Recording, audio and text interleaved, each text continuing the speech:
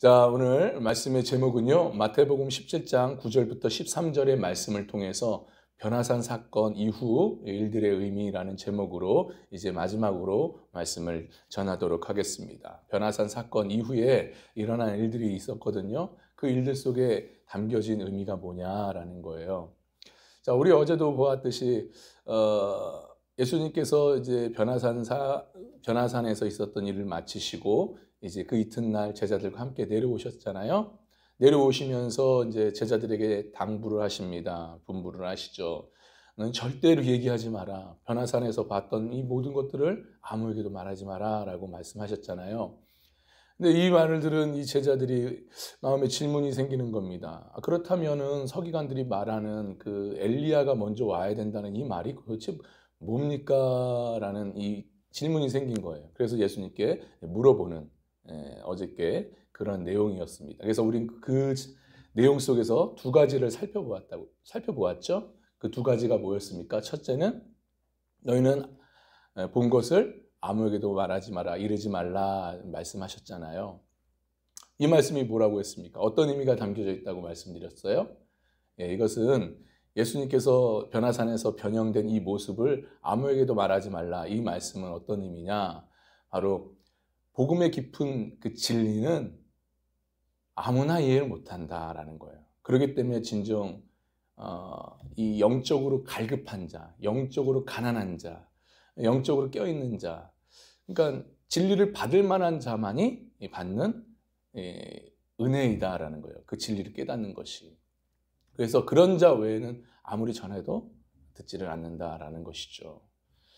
그래서 이제 어제 그 말씀에 대해서 드렸는데, 어쨌든 간에 우리가 복음에 대한 진리를 전할 때 이 복음에 대한 이 영적으로 이 가난하지 못하고 또 영적으로 깨어있지 못하는 자들, 이런 자들에게 아무리 복음의 깊은 진리를 깨달은 바를 전한들 이 사람들한테는 거친 돌이 된다는 거예요. 그러니까 어제 마태복음 7장 6절의 말씀처럼 우리가 복음을 진리를 깨달은 것에 대해서 전한들 이 영혼이 깨어있지 못하는, 영혼이 눈이 가려져 있는 자들에게 아무리 전하면 그들은 그런 복음의 깊은 이 진리의 가치를 모르기 때문에 오히려 어떻게 하신다고요? 그 전한 복음에 대해서 복음을 상하게 하고 찢게 만든다라고 했습니다. 그렇기 때문에 우리가 해야 될 일은 뭐라고 했습니까? 복음의 비밀을 깨닫게 하고 믿게 하시는 분은 누구라고 했어요? 성령님이시라고 했죠. 그래서 전하는 우리나 또 듣는 상대방이나 어쨌든 간에 성령 하나님의 조명하심과 성령 하나님의 인도하심을 받게 해달라고. 그래서 복음의 깊은 진리를 들을 수 있는 길을 열어달라고 우리가 기도해야 된다라고 말씀을 드렸습니다. 기억나시죠? 예. 그리고 이제 두 번째는 뭐였습니까? 두 번째는 먼저 엘리야가 와야 된다라는 그 질문이 있었다고 했죠. 그래서 이 엘리야가 먼저 와야 된다는 이 부름. 그러니까 이 제자들은 서기관의 이 말을 빌려서 메시아가 오려면 먼저 엘리야가 와야 되는데 이게 도대체 뭐냐라는 이 질문에 대한 의미가 뭐였냐라는 것을 우리가 살펴보았어요. 그게 뭐라고 했습니까? 그 질문 안에는 이 제자들이 예수님을 메시아로 인정하지 않는 이 불신앙적인 태도가 담겨져 있다라는 것을 말씀드렸습니다. 그런 의미가 담겨져 있다고 말씀을 드렸죠. 그러니까 이를 통해서 우리가 뭘 깨달을 수 있습니까? 우리가 아무리 깊은 은혜의 체험을 하고 복음을 깨달은다 한들 한순간에 영적으로 우리가 눈이 가리워질 수가 있다는 거예요. 그래서 앞에 계신 예수님을 못 보고 주님이 주시는 말씀을 깨닫지 못할 때가 있다는 겁니다. 그래서 쉽게 말해서 매일매일 우리가 은혜 속에 살지 않으면, 어제 은혜 받았다고 오늘 은혜 받지 않으면 한순간에 우리가 영적인 눈이 가리워서 불신앙적인 그런 태도를 우리가 가질 수 있다는 것이죠. 그러니까 내가 어제 은혜 받았다고 해서 오늘 은혜가 보장되는 것은 아니라는 거예요. 무슨 말인지 아시겠죠? 그렇기 때문에 우리는 날마다 은혜 속에서 살아야 됩니다. 어제 은혜 받았다고 오늘은 은혜 받지 않으면 안 되는 거예요. 오늘도 은혜 받기를 부단히 애쓰고 노력해야 된다는 거예요. 그래서 항상 믿음으로 깨어 있어야 된다. 어제 말씀을 드렸습니다. 이게 두 가지를 우리가 어저께 살펴보았어요. 자, 이제 마지막 세 번째를 한번 보겠습니다. 자, 참으로 우리가 알다시피, 우리가 보았듯이 변화산에서 이 예수님께서 변화된 이 모습을 통해서 이제 제자들은 그로 하여금 뭘 갖게 됐어요? 저분이야말로 예수님이야말로 약속된 메시아구나라는 것을 생각하게 됐어요. 자, 그런데 내려오면서 마음에 한 가지가 걸리는 겁니다.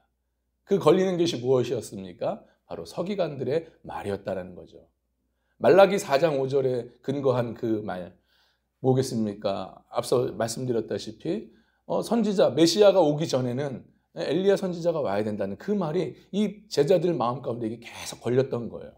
그래서 예수님께 물어봤습니다. 그랬더니 예수님께서 그것은 바로 그 엘리야는 바로 세례 요한이다라는 것을 암시하는 말씀을 전하셨던 거예요.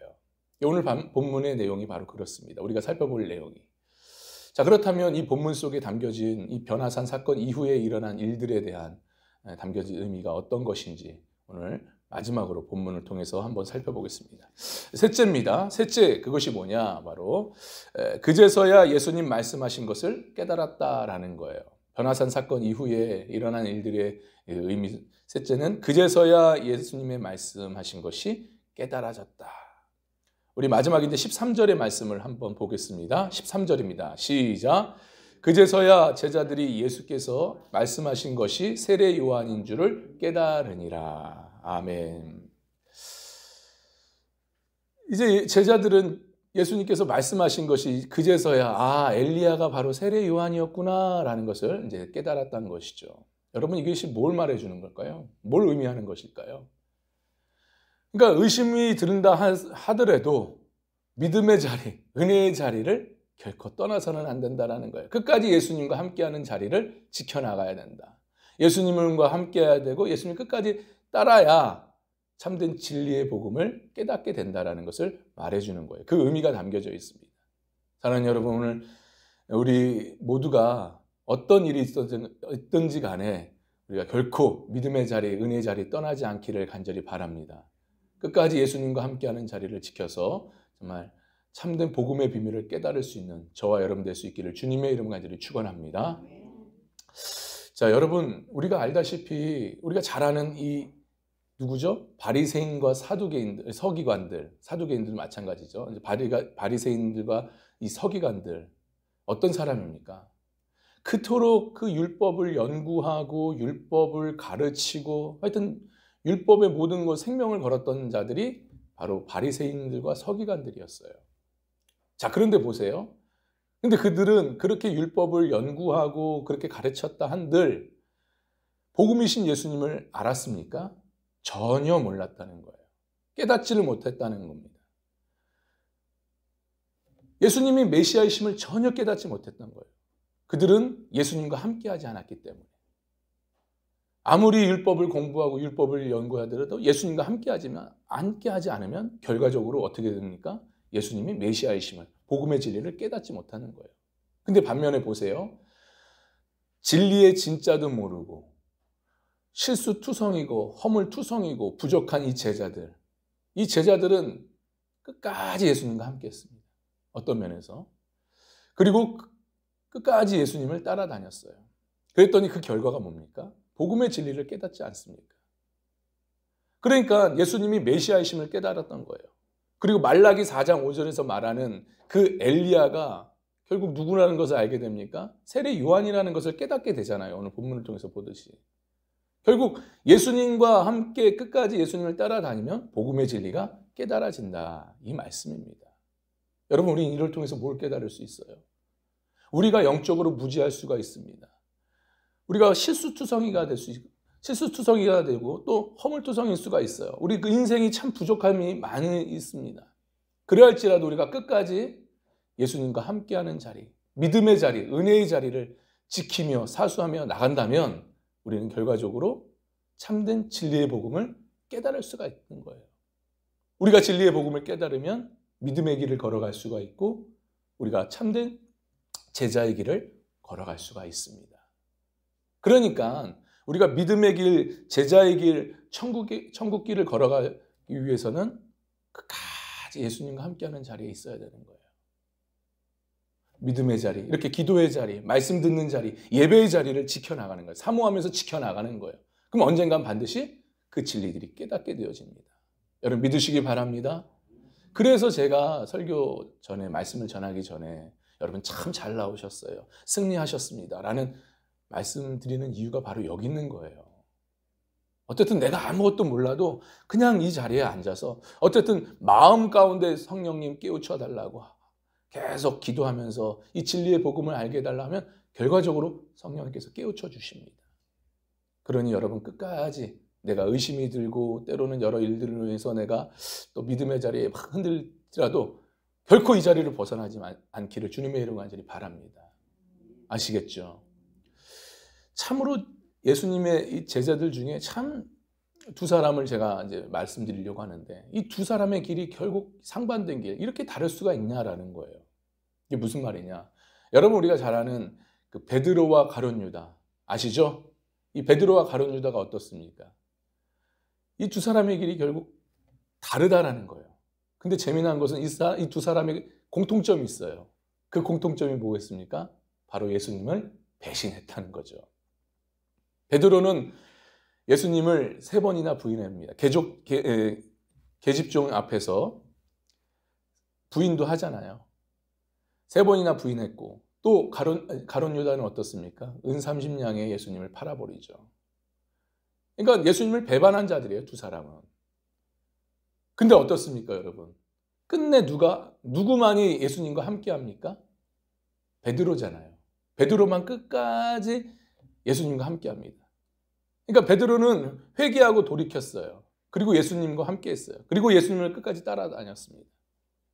자, 그랬더니 결국 훗날에 성령을 받고 결국 하나님 나라의 위대한 사도로서 귀하게 쓰임받았다는 거예요. 자, 반면에 가룟 유다는 어때요? 가룟 유다는 그렇지 않았죠. 결국 회개하지 않고 돌아오지 않았어요.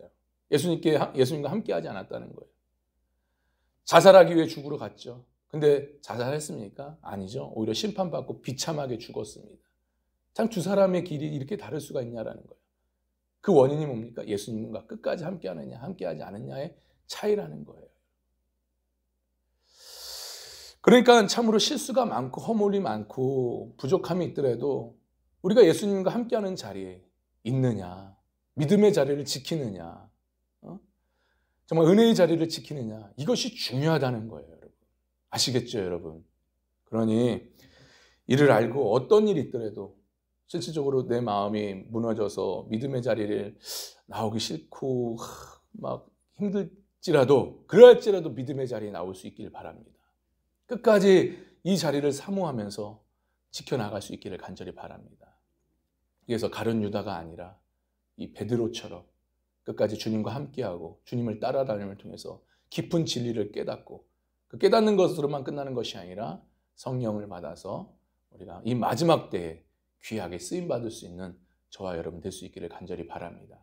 이런 은혜가 저와 여러분에게 있기를 주님의 이름으로 다시 한번 축원합니다.